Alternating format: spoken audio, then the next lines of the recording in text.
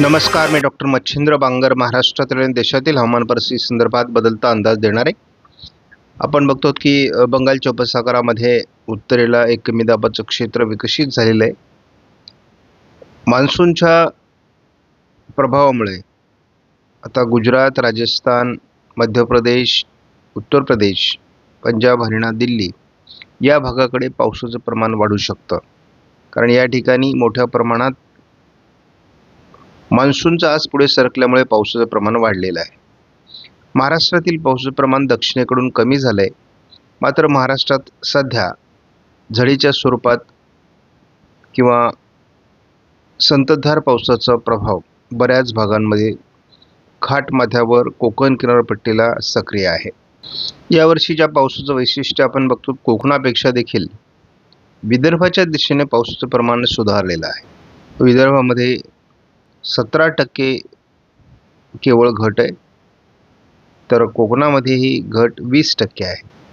47% मध्य महाराष्ट्र, पश्चिम महाराष्ट्र आणि उत्तर महाराष्ट्राशी मिळून आहे, तर 34% हा मराठवाडा आहे. एकूण घट ही 29% म्हणजे 71% पावसाचं प्रमाण वाढलेलं आहे. आणि आपण जेव्हा हेच मॅपमध्ये बघतो तेव्हा आपल्याला क्लिअर या ठिकाणी मोठी सुधारणा विदर्भामध्ये दिसते. आपण जेव्हा मल्टी मॉडेल एसेंबल म्हणजे MME या मॉडेलचा अंदाज बघतो तेव्हा साधारण याचा पिरियड आपल्याला 3 जुलैपासून 9 जुलैपर्यंतचा दिलेला आहे. या मॉडेलने भारताच्या बऱ्याच भागात पावसाचा अंदाज दिलेला आहे.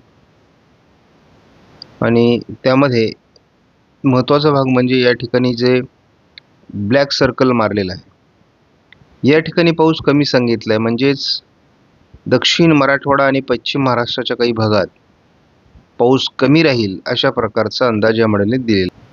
मात्र उर्वरित महाराष्ट्रात चांगल्या पावसाचे संकेत आहेत. साधारण हवामान प्रणाली कशा पद्धतीने मार्गक्रमण करू शकते आणि त्याचा परिणाम कुठे होऊ शकतो या संदर्भातलं स्पष्टीकरण या ठिकाणी आलेलं आहे. आणि साधारण 5 जुलैपासून ही तयार होऊन या मार्गे जाईल असं दिसतंय. परंतु त्या दरम्यान छत्तीसगड, ओरिसा, मध्य प्रदेश या भागावर त्याचा पावसाचा चांगला परिणाम असेल. आणि त्याच वेळेस आपण हेही बघतो की पश्चिम किनारपट्टीलाही पाऊस होण्याची शक्यता आहे. परंतु उर्वरित महाराष्ट्रामध्ये या ठिकाणी पावसाचं प्रमाण पुन्हा घडण्याची देखील शक्यता या ठिकाणी हवामान प्रणालीच्या स्पष्टीकरणामध्ये दिसते आहे. मान्सूनने बऱ्यापैकी प्रगती केली असून आता 2 ते 3 दिवसामध्ये संपूर्ण देश मान्सून व्यापणार आहे. आणि त्यामुळे मान्सूनच्या प्रवासाविषयीची उत्सुकता आता जवळपास संपली आहे. ज्या ठिकाणी देशामध्ये 60% केवळ पावसाचं प्रमाण होतं गेल्या 3 दिवसामध्ये, जुलैच्या पहिल्या 3 दिवसामध्ये त्यामध्ये मोठ्या प्रमाणात सुधारणा झाली. आणि त्यामध्ये जवळपास 9% सुधारणा आपल्याला या ठिकाणी दिसते. आणि 31% म्हणजे 69% पावसाचं प्रमाण देशामध्ये आता सकारात्मक आहे. आपण बघतो की भारतीय हवामान खात्याने संपूर्ण गुजरात, बराच मध्य प्रदेश, महाराष्ट्र आणि ओरिसा या ठिकाणी रेड अलर्ट दिलेला आहे. बाकीही बऱ्याच भागात मध्य प्रदेश आणि झारखंड, विदर्भ, तेलंगणा या भागात देखील ऑरेंज अलर्ट आहे. म्हणजे पावसासंदर्भातील जास्त प्रमाण या ठिकाणी राहील असं दाखवले, परंतु प्रत्यक्षात या प्रमाणात पाऊस अजून तरी तिथे पडल्याच्या बातम्या नाहीत. आज किती प्रमाणात पाऊस होतो ते आपण बघूयात. कारण कोकणातला रेड अलर्ट किंवा पश्चिम महाराष्ट्र, मध्य महाराष्ट्र, उत्तर महाराष्ट्रातला रेड अलर्ट तसा फारसा पोषक ठरलेला नाही. 5 तारखेला देखील महाराष्ट्राच्या बऱ्याच भागात, गुजरातच्या काही भागात रेड अलर्ट कायम आहे. 6 तारखेला देखील हा रेड अलर्ट कायम ठेवण्यात आला आहे. पावसाचं प्रमाण महाराष्ट्रामध्ये 7 तारखेला कमी होईल अशा प्रकारचा अंदाज देण्यात आला आहे. 8 तारखेपासून पूर्व भारत, बंगालच्या उपसागराची किनारपट्टी, विदर्भ, मराठवाडा या ठिकाणचा पाऊस उघडेल असा देखील अंदाज आहे. संपूर्ण भारत व्यापून 8 तारखेपर्यंत उत्तर भारतामधील, मध्य भारतामधील, पश्चिम भारतातील बऱ्याच भागात पावसाचा जोर वाढेल. 9 तारखेला मात्र दक्षिण पूर्व भारताच्या बऱ्याच भागातील पाऊस उघडण्याची शक्यता या ठिकाणी व्यक्त करण्यात आली आहे. यावरूनच अतिशय कमजोर अशा प्रकारचा मान्सून आपण यावर्षी अनुभवतो आहोत. आपण या मॅपनुसार दररोज पडणाऱ्या पावसाचं प्रमाण बघत असतो. अजून पश्चिम राजस्थान, दिल्ली, पंजाब, हरियाणा या भागात अजून मान्सून पोहोचायचा आहे आणि त्या ठिकाणी पावसाचं प्रमाण कमी आहे. मात्र त्याच वेळेस आपल्याला याही बहुतांश भागात पाऊस कमी दिसतोय. पूर्व भारतामध्ये पाऊस कमी दिसतोय. महाराष्ट्राच्या बाबतीत बोलायचं झालं तर आपल्याला या भागामध्ये पावसाचं प्रमाण अजूनही कमी आहे. त्यामुळे पूर्व मराठवाडा, विदर्भ, घाटमाथा आणि कोकण असंच पावसाळी वातावरण सध्या सक्रिय आहे. विदर्भातील आकडेवारी समाधानकारक आहे. कोकणात थोडा बदल होऊ लागला आहे. GFS मॉडेलनुसार आपण बघतो महाराष्ट्राच्या उत्तरेकडून आणि खास करून उत्तर कोकणामध्ये या वादळी प्रणालीचा प्रभाव पडण्याची शक्यता आहे. खास करून ही वादळी प्रणाली सध्या या भागात प्रभावी राहील अशा प्रकारचाच अंदाज आहे. 5 तारखेला मध्य प्रदेश, गुजरातकडे काही प्रमाणात या सिस्टमचा परिणाम जाणवण्याची शक्यता आहे. मात्र महाराष्ट्रात पावसासाठी आज उद्या चांगलं वातावरण आहे. 6 तारखेला देखील महाराष्ट्रात या वादळी प्रणालीचा परिणाम हा असणार आहे. त्यामुळे महाराष्ट्रात 6 तारखेपर्यंत तरी पावसाचं अनुकूल वातावरण आहे. या हवामान प्रणालीचा परिणाम भारताच्या अनेक विभागात होईल.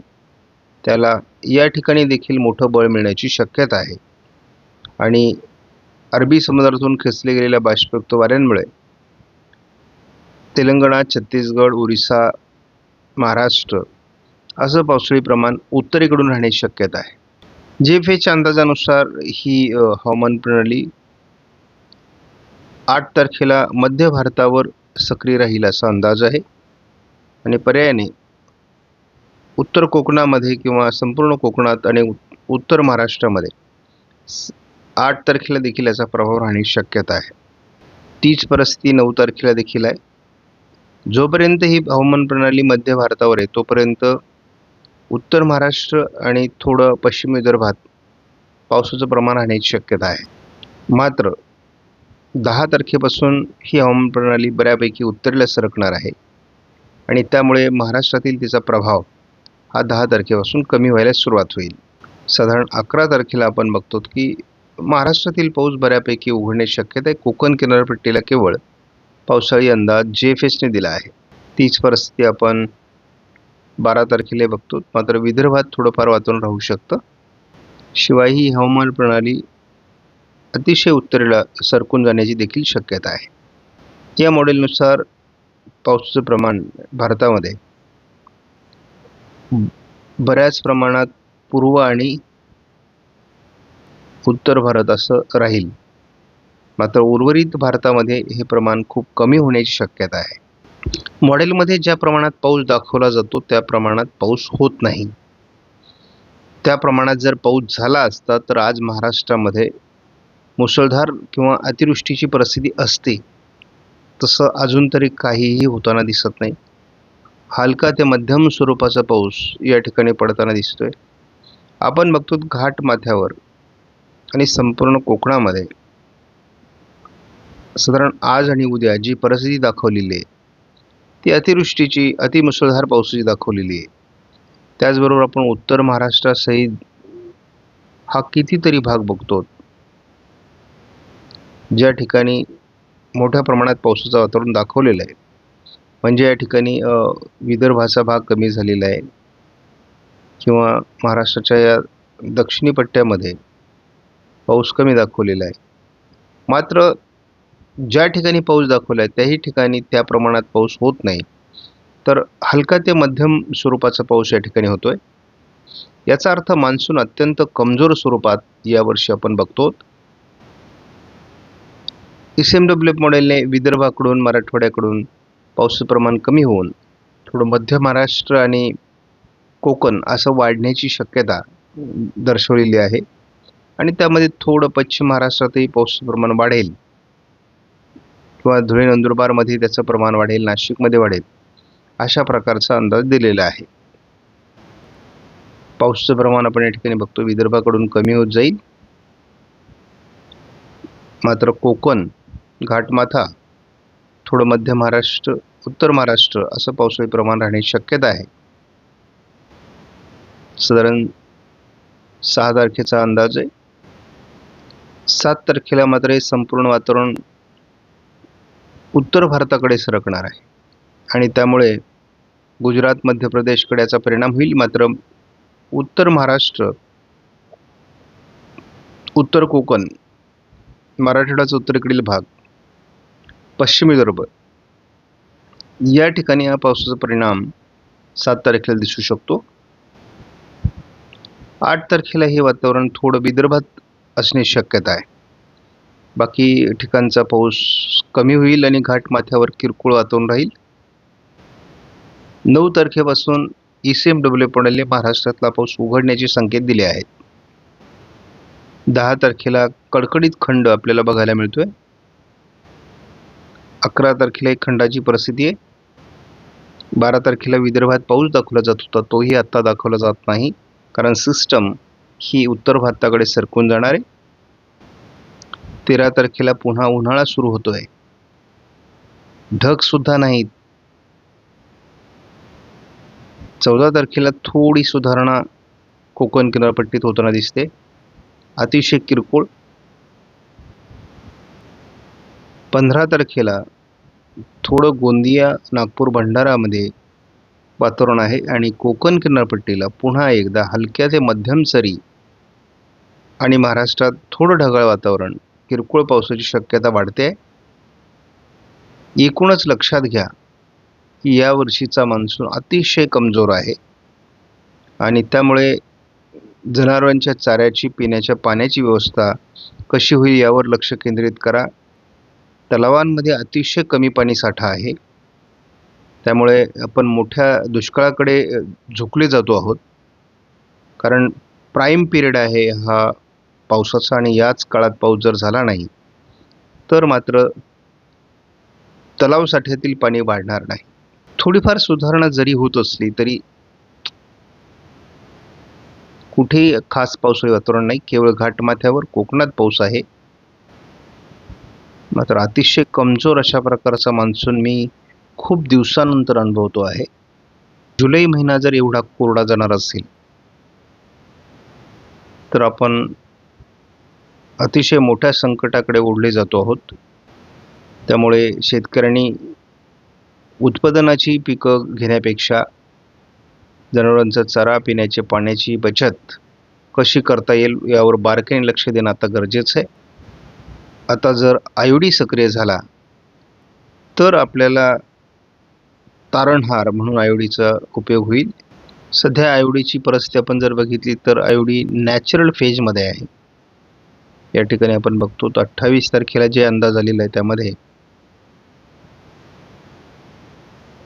0.03 अंश सेल्सिअसवर हे प्रमाण आहे आणि हे जोपर्यंत प्लस साईडला झुकत नाही तोपर्यंत मात्र ही परिस्थिती सुधारणार नाही, कारण तो अजून मायनस साईडला आहे. एन्सो कंडिशनमध्ये नोवाने दिलेल्या इन्फॉर्मेशननुसार जवळपास जूनपासून तर डिसेंबर जानेपर्यंत एल निनो हा 100% राहणार आहे. म्हणजे दीर्घकाळ एल निनो हा 100% आहे. आयोडी आपल्याला जुलै, ऑगस्ट, सप्टेंबरमध्ये थोडा पॉझिटिव्ह होताना दिसतोय. त्यानंतर ऑगस्ट, सप्टेंबर, ऑक्टोबरमध्ये आणि सप्टेंबर, ऑक्टोबर, नोव्हेंबरमध्ये त्याच्यात थोडी सुधारणा आहे. ऑक्टोबर, नोव्हेंबरलाही थोड्या प्रमाणात पॉझिटिव्ह आहे. मात्र नॅचरल कंडिशनचा प्रभाव जास्त आहे निगेटिव्ह आयोडीन नाही.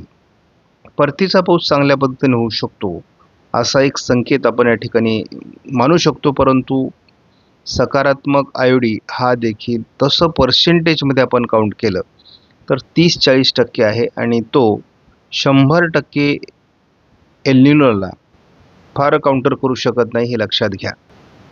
त्यामुळे यावर्षी हे वर्ष अतिशय कसोटीचं आहे. अजूनही 10 तारखेपर्यंत महाराष्ट्राच्या उत्तरेकडून आणि खास करून मध्य महाराष्ट्राचा काही भाग, उत्तर महाराष्ट्राचा काही भाग आणि कोकण या ठिकाणी पावसात मोठी सुधारणा आपल्याला या 10 तारखेपर्यंत दिसते. मात्र त्यानंतर हे पावसाचं प्रमाण कमी होत जाणार आहे. सध्या ओढे नदी नाले खळखळून वाहिले पाहिजेत, नद्यांना पूर आले पाहिजेत, अशा प्रकारचं कमी दाबाचं वातावरण महाराष्ट्रामध्ये आहे. परंतु तसं काहीही फारशा बातम्या आपल्याला बघायला मिळत नाहीत. आज कोकणामध्ये थोडं उत्तर कोकण मुंबईसह जास्त पावसाची शक्यता आहे. थोडं पश्चिम विदर्भामध्ये वातावरण सध्या चांगलं दाखवलं जातं आहे आणि यामध्ये वाढ सध्या आज विदर्भ, उत्तर मराठवाडा, उत्तर महाराष्ट्र, मध्य महाराष्ट्र, कोकण मोठ्या प्रमाणात पावसाचं वातावरण दाखवण्यात आलेलं आहे. दुपारनंतर किंवा रात्री विदर्भातील प्रभाव कमी होईल. मात्र नाशिकसह छत्रपती संभाजीनगर, अहिल्यानगर पश्चिम, पुणे पश्चिम, सातारा पश्चिम, कोल्हापूर पश्चिम आणि संपूर्ण कोकणात खूप मोठं पावसाळी क्षेत्र 5 तारखेला पहाटे आपल्याला दिसते. याचा प्रभाव 5 तारखेला दिवसभर राहील आणि नंतर ही हवामान प्रणाली समुद्र भागामध्ये सरकण्याची शक्यता आहे, अरबी समुद्रामध्ये. मात्र त्या दरम्यान आपण बघतो संपूर्णपणे महाराष्ट्रातला पाऊस कमजोर होण्याची शक्यता या ठिकाणी दाखवली आहे. मात्र फिरून ही प्रणाली थोड्याफार प्रमाणात महाराष्ट्राला पाऊस देऊ शकते. दरम्यानच्या काळात पालघर, ठाणे, मुंबई परिसरात किंवा नाशिकच्याही काही भागात जोरदार पाऊस 6 तारखेला असू शकतो. कारण फिरून हे वातावरण पुन्हा भारतावर किंवा महाराष्ट्रावर येणार आहे. त्यामुळे उत्तर महाराष्ट्र, मध्य महाराष्ट्राचा काही भाग, मराठवाड्याचा उत्तरेकडील भाग आणि कोकण या विभागात पुन्हा पावसाळी परिस्थिती 7 तारखेपर्यंत असू शकते. 7 तारखेनंतर मात्र याचा प्रभाव थोड्याफार प्रमाणात मध्य प्रदेशकडे सरकल्यामुळे आणि पुन्हा पश्चिमी शाखा म्हणजेच अरबी समुद्रात कोकण किनारपट्टीकडील पाऊस 8 तारखेलाच कमजोर दाखवण्यात येतोय या मॉडेलनुसार. तरी बाकी मॉडेल तरी 10 तारखेपर्यंत हे वातावरण दाखवत आहेत. 15 तारखेपासून थोडीफार सुधारणा होऊ शकते, कारण जुलैच्या उत्तरार्धात आयोडी सक्रिय होणार आहे आणि यदाकदाचित या आयोडीचा आपल्याला किती प्रमाणात फायदा होतो हे आपण बघणार आहोत. धावत्या स्वरूपात आपण जर माहिती बघितली तर फार मान्सूनमध्ये सुधारणा नाही. जवळपास आपण बघतो की 8 तारखेनंतर विदर्भातील थोडेफार जिल्हे वगळता कुठे फारसं पावसाळी वातावरण तयार होईल असं वाटत नाही आणि एक प्रकारचा 8 तारखेनंतर पावसाळी खंड देखील सुरू होतोय. त्यामुळे पेरलेल्या पिकांवरही फार मोठं संकट त्यामुळे निर्माण होऊ शकतं. आपणास व्हिडिओमधील माहिती महत्त्वपूर्ण वाटल्यास लाईक करा, शेअर करा, चॅनलला सबस्क्राईब करा. धन्यवाद. जय हिंद, जय महाराष्ट्र, जय बळीराजा.